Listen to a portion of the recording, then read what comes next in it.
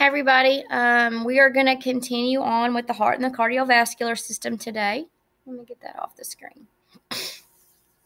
We're going to talk about the conduction system of the heart. So it's important that you know, and I'm using several different slideshows to do the cardiovascular system. I'll always do, just because the cardiovascular system is so important and so necessary to sustain life. And it's important for us to know, as not just healthcare professionals, but just as in everyday life, how the heart works and what could be going on, because someone we love or just us as an individual, we may experience some issues with our cardiovascular system. So the conduction system is basically how the nervous system and the heart work together, or how the parts of the heart work together to beat.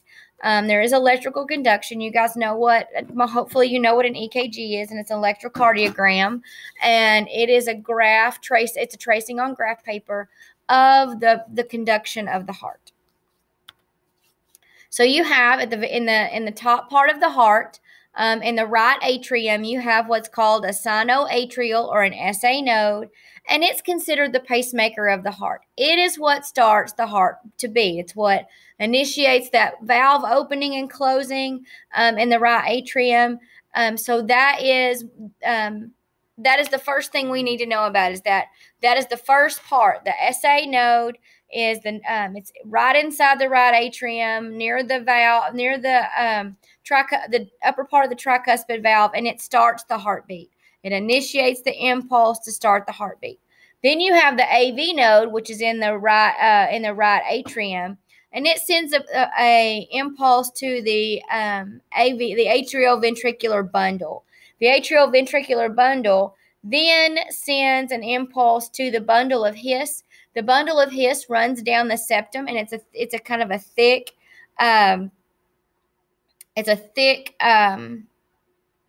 webbing, or a thick cord of nerve fibers that send an impulse down the septum in the atrium, so that both sides of the heart beat. And then you have these things called Purkinje fibers. Purkinje fibers actually go out around the outside of the heart. They look like little hair-like projections that come off of the bundle of His. And then they send the rest of that impulse out to all of the fibers, or all of the myocardial cells, the heart cells that actually contract. So it takes all of that. So some of you may know someone who has a pacemaker. Maybe you have a grandparent, a great-grandparent that has a pacemaker. Well, that pacemaker actually sits on the outside of the heart, but it runs a wire to where that SA node is, or the sinoatrial node, so that if the heart's not beating right, it can kick in and make it beat better. So you have the SA node that initiates the impulse. You have the AV node that sends an impulse on around to the bundle of His, which runs down the septum. The bundle of His is a thick web of fibers that runs down the septum, and the Purkinje fibers actually send the impulses out to the rest of the cells. So if we look here, you can see that SA node just inside the right atrium. The signal starts there. So if you can see hopefully you can see my pointer. Right here is the SA node. It sends an impulse down to, which that SA node sends impulses to the right and left ventricle to start the right and left atrium, so that it starts the heart conduction. It sends an impulse to the AV node. The AV node starts the ventricular, opening those valves and starting the ventricular, initiating the ventricular conduction. The AV node sends fibers down the bundle of His. So this would be the bundle of His here. This is the atrioventricular bundle. And then you have these bundle branches that send out. And then you have these little Purkinje fibers out here that send them out. So as you can see, even though we talked about the right-left atrium, we talked about the valves, the tricuspid and mitral valve. We talked about the right and left ventricles. We talked about the septum, which separates the heart, the pulmonary valve, which is up. We can't see it from right here, but we have the pulmonary valves that are here. And we can't see the other one because it's blocked by the atrial valve. But so that's how when when they do an EKG, that's what they're looking for. They're looking at this conduction. How are both sides of the heart beating at the same time? Are the electrical impulses being sent all the way out to the Purkinje fibers? Is there a block in these bundle branches that come off of the bundle of His and that atrioventricular bundle? Is there any kind of issue there? So that it can tell us also if there's been a heart attack and there's been damage, and maybe part of the electrical conduction system isn't working right.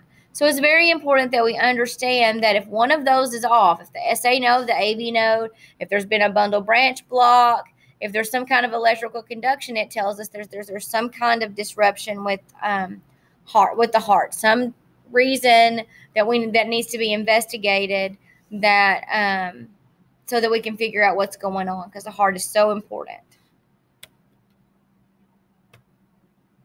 Okay, we're going to talk about the cardiac cycle. So the cardiac cycle we talked a little bit about, but I told you we would talk about this until you guys were sick of me talking about it. One cycle is an atrial when the atrium contracts and the ventricle relaxes, and then the ventricle contracts and the atrium relaxes. So when the atrium is contracting, the top of the heart is contracting, the bottom of the heart has relaxed, and then the bottom of the heart contracts and the top part relaxes. So it's kind of like two hands alternating, pumping.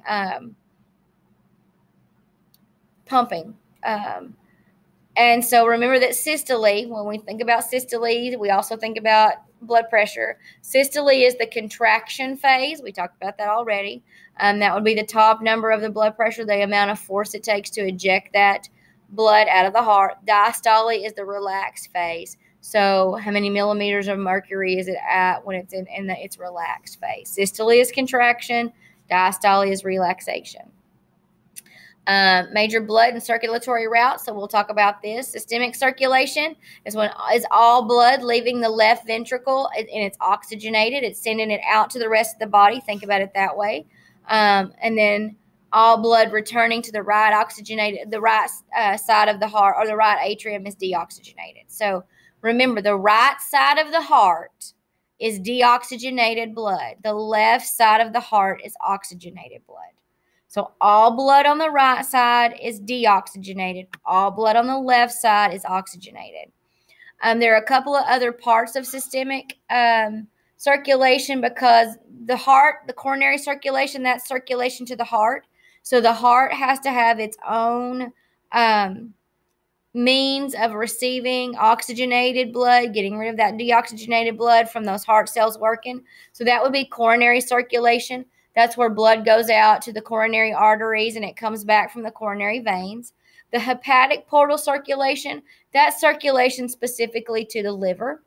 And so we have specific hepatic circulation.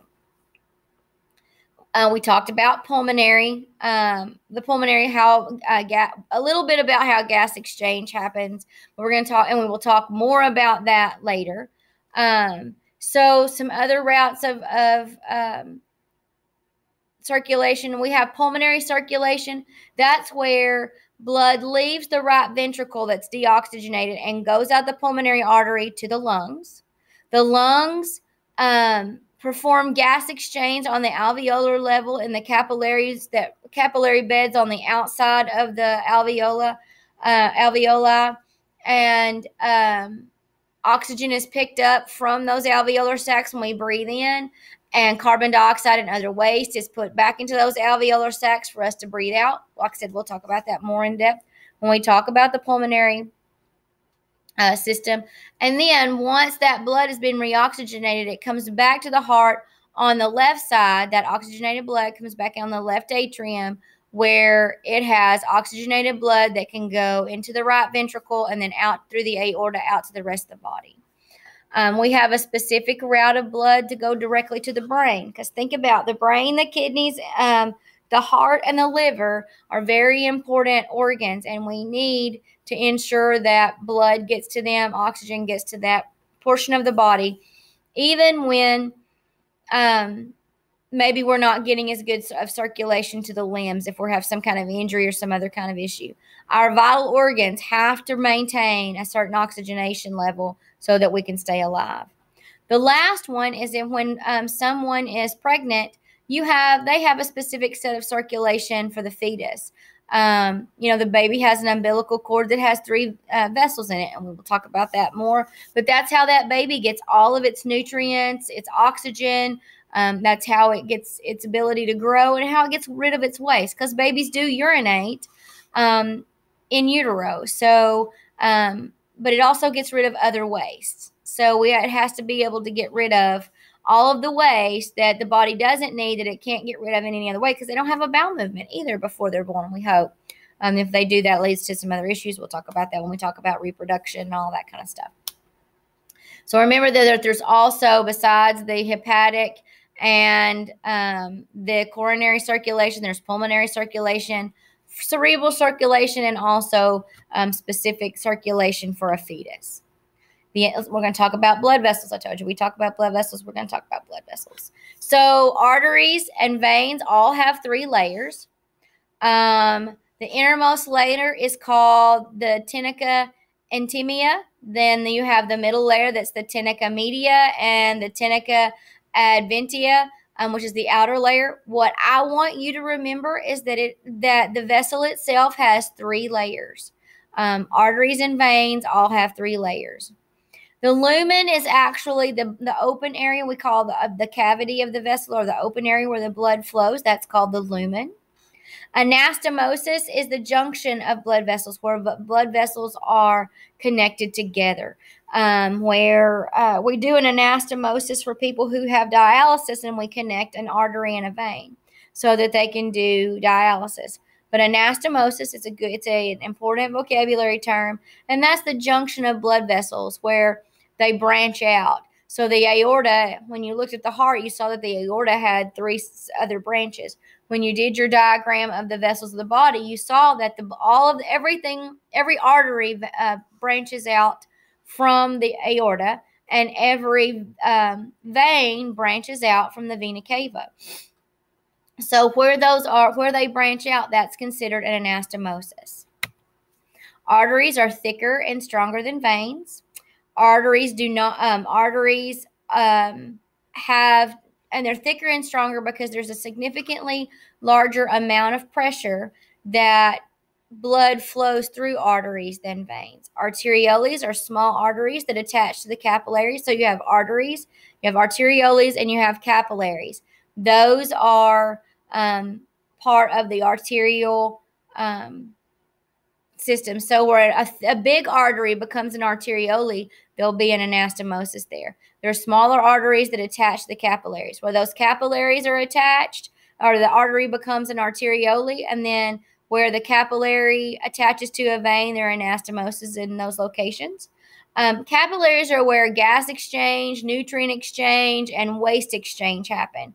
So that's where on the cellular level. So capillaries are very important. When we think about pressure, the artery itself is going to have the largest amount of pressure flowing through it. The arteriole will have less. The capillaries will have even less, because there needs to be osmosis, or there needs to be even gradient or even ability for things to move in and out of capillaries. So the pressure level at the capillary on a capillary bed is low. So, and then we kind of go in the opposite direction. We have the capillaries where they become a venule. A venule is a small vein, and it's connected directly to the capillary. And then you have the larger veins, big veins. They're less elastic than arteries, and they contain valves. They contain valves because veins have less pressure on them, where blood is going back to the heart to be reoxygenated. And those valves prevent blood from backflowing. So blood only flows one direction in the vein. It only flows one direction in the arteries, but the constant pressure from heartbeat keeps those arteries, keeps blood flowing appropriately. Well, with valves in the veins, because veins don't have that much pressure pushing it back up to the heart, that prevents that blood from backflowing or sitting still. It keeps it moving. So here we look at an artery and a vein, the difference. The lumen is there in the center. You see the 3 layers of the artery. You have endothelium, which is, and then you have smooth muscle. And then on the outer area, you have basically a thicker coating or a thicker level to protect it. Remember that capillaries are made up of epithelium cells. Epithelial cells are very thin cells that allow passage of material very easily. So that's another thing to remember, is that their capillaries are very thin. Where an artery is very thick and a big vein is thicker, that capillary is thin. And you can see where they're attached from the vein to the artery, or they branch out. That would be where that anastomosis is. Major arteries and the veins in the body. So hopefully you have looked this up and you have labeled those on the body, but some of the most important from the ascending aortic branch. So when you saw that aorta, you saw 3 little on the heart. You saw 3 little ports coming out of it. You have the right and left coronary arteries that branch off to supply blood to the heart. The first branch is the brachiocephalic artery, the right common carotid artery, and the right subclavian artery. So that would be that first little tube that comes out. Besides branching off, or besides making sure the heart gets good blood supply, it branches off and it goes out up towards the brain and then out towards the upper chest. The second branch, which would be that middle tube that comes out of that picture, this is the left common carotid, so it takes care of the left part of the oxygenated blood to the brain, and then the external carotid artery. So it takes care of brain flow. The third branch of the left subclavian artery, so that goes out to the left side of the chest. It feeds into the left vertebral artery, which helps get blood supply to your spinal column. The axillary artery, which goes under the arm, the brachial artery, which goes down the arm to the center of the arm, and then your radial and ulnar arteries, they branch off that they're in the hand. So those 3 branches take care of most of the blood supply to the upper part of the body. You have 10 pairs of intercostal arteries, which branch off to make sure the trunk of the body gets all of the oxygen and nutrients it needs. You have the bronchial arteries, which help supply blood to the lungs themselves. You have esophageal arteries, and you have phrenic arteries. So those are taken care of. Those are the branches of the thoracic artery. So in the chest, those are what you have. You have 10 pairs of intercostal. You have bronchial arteries. You have esophageal arteries and phrenic arteries in the chest cavity itself. Now your abdominal arteries, and what you guys may not know, but it's very true, that the abdomen has a lot of, and I do mean a lot of, arteries and veins in the mediastinum, or in the mediastinal area, and in the mesenteric area, which would be in the upper part and the lower part of the abdomen, or in the abdomen.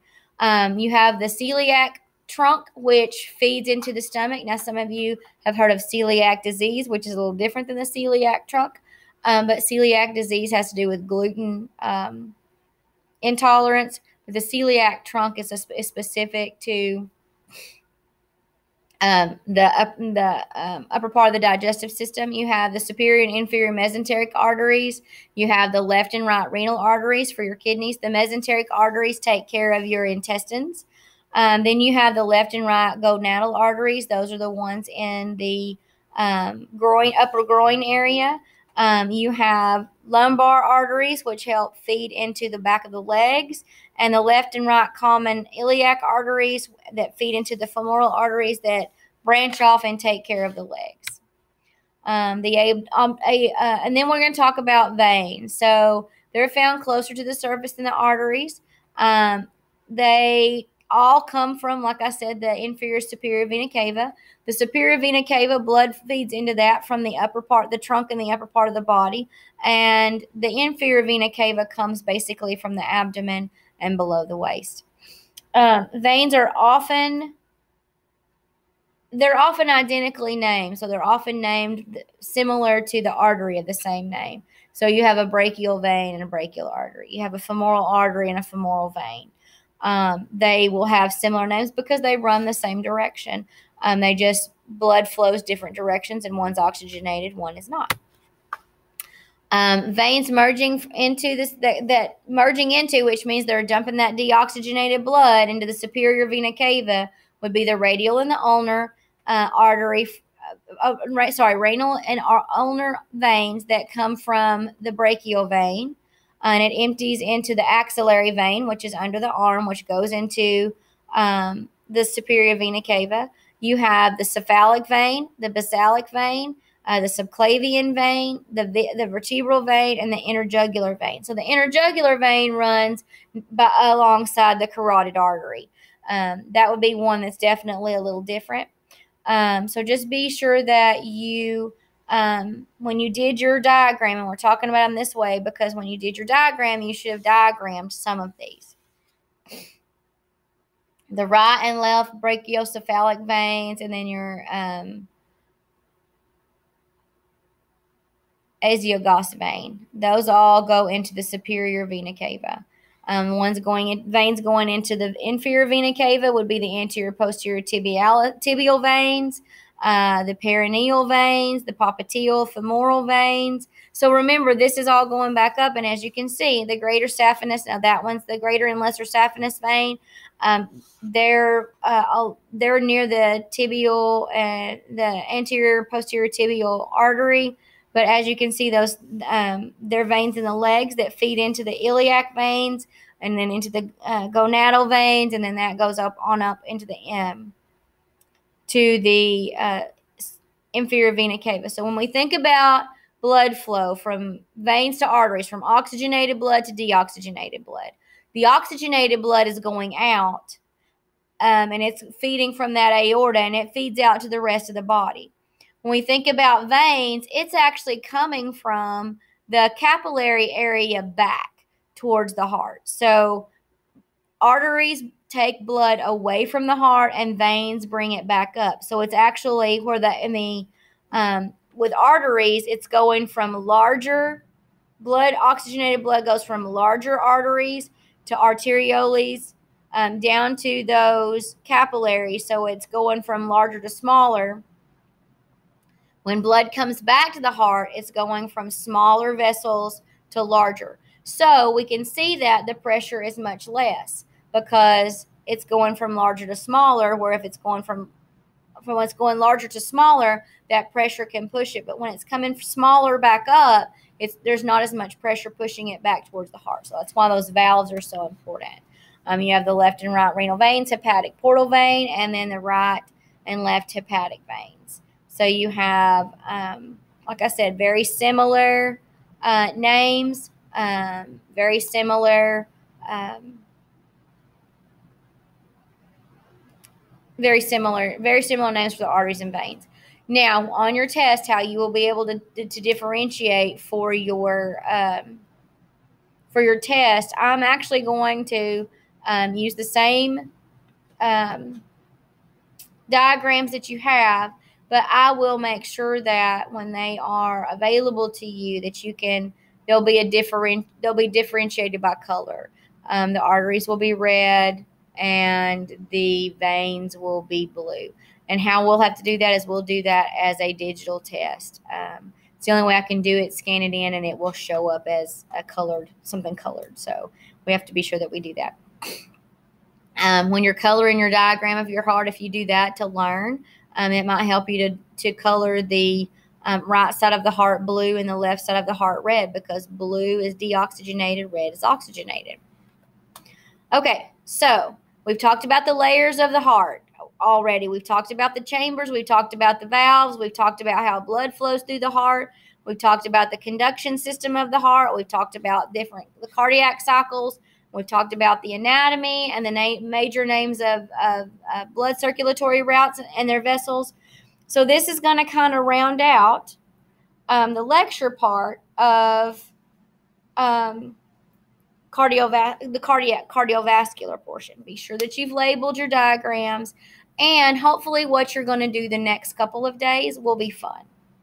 I'm hoping you guys enjoy it. But you'll spend the next 2 days, you're actually going to either write a song, write a poem, write a rap, some kind of creative expression where you can record that or perform it to class, whatever your facilitator wants, where you can learn, and you're going to do it in groups of 3, or 2 or 3, where you can learn the flow of blood through the body. So you're going to have to write that song where we talk about where it flows into the right atrium and until it returns to the right atrium. But you'll have more information about that tomorrow. So everybody have a great day. Be sure you have good notes.